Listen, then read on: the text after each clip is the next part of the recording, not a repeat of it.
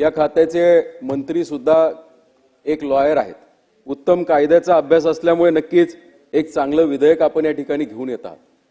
मी स्वतः एक उद्योग चालवलेला आहे, त्यामुळे नक्कीच कामगारांच्या ज्या या कायद्यातल्या अडचणी आहेत याचा अनुभव आम्ही सुद्धा तेवढा घेतलेला आहे. अध्यक्ष महोदय, आमच्या पणजी माझ्या वडिलांना एक गोष्ट सांगायची आणि ती गोष्ट अशी होती की शेत आपल्याशी बोलतं आणि पीक आपल्याशी बोलतं. फक्त एकच आहे की तुम्हाला शेतात जायचं.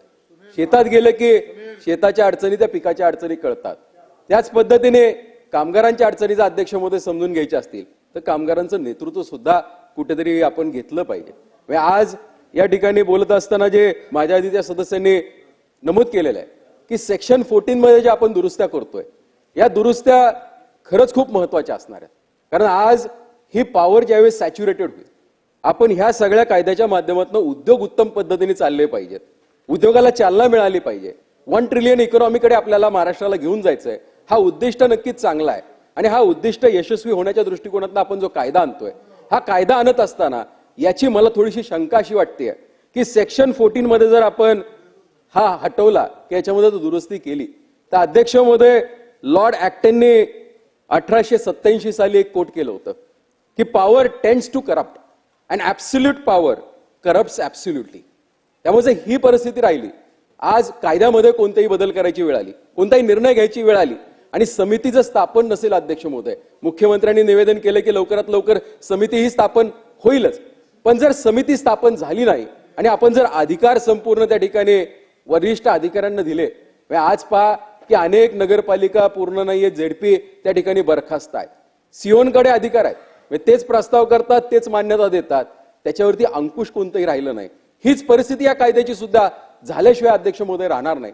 आज आमच्या कामगारांना वर्षाचं जेवढं वेतन मिळतं तेवढं काही अधिकारी ज्यांच्याकडे अधिकार जाणार आहेत या कायद्याच्या माध्यमातून त्यांचा एक दिवसाचा अध्यक्ष महोदय खर्च आहे. त्यामुळे आपल्याला याचा विचार करणं गरजेचं आहे की नक्कीच अशी लोक या कामगारांचा विचार करू शकतील का, योग्य पद्धतीने त्यांची मांडणी केली जाऊ शकते का. कारण इतर गोष्टी जर आपण पाहिल्या ज्या सुधारणा केल्या ह्या नक्कीच फायद्याच्या आहेत, पण याच्यामध्ये जसं आधीच्या सहयोगी सदस्यांनी सांगितलं, जर समिती तयार व्हायला वेळ लागत असेल त्याला एखादी त्याच्यावरती कंट्रोलिंग समिती जी आपल्या विधानसभेच्या माध्यमातून, परिषदेच्या माध्यमातून किंवा जी कधीही बरखास्त होणार नाही अशी एक काही सदस्यांची आपण समिती करू शकलो. कारण या कायद्याला आमचा विरोध नाही, या विधेयकाला आमचा विरोध नाही, याला आमचं समर्थनच आहे. पण हे समर्थन असताना ही समिती कायम जिवंत राहील या दृष्टिकोनातनं काही परिषदेचे आमदार जे रिटायर होत असताना त्याची प्रोसेस असते त्याच पद्धतीने विधानसभेतले काही आमदार यांना त्याच्यामध्ये काही ठेवू शकलो आणि कामगारांचे प्रतिनिधी जर त्याला निवडायला वेळ लागत असेल तर नक्कीच या समितीचा अंकुश ह्या सर्वांवरती राहील. अंकुश राहणं खूप महत्वाचं आहे अध्यक्ष महोदय. नाही तर आपलं उद्दिष्ट खूप चांगलं आहे, आपला उद्दिष्ट उद्याच्या दृष्टिकोनातनं हा भारत विकसित होतोय आणि महाराष्ट्र सुद्धा त्या वेगाने पळायला पाहिजे. जर त्या वेगाने पळायचं असेल पण आपण जर लगाम चुकीच्या माणसाच्या हातात दिलं तर ते आपला वेग हे थांबवल्याशिवाय राहणार नाहीत याची मला खात्री वाटते अध्यक्ष महोदय. त्यामुळे या सूचनांचा नक्कीच विचार केला जावा अशी मी मंत्री महोदयांना विनंती करतो आणि मला बोलण्याची संधी दिली त्याबद्दल आपले आभार मानतो. माझं या विधेयकाला नक्कीच समर्थन आहे, पण याच्यामध्ये या दुरुस्त्या होणं अपेक्षित आहे. धन्यवाद अध्यक्ष महोदय. अध्यक्ष महोदय, सन 2025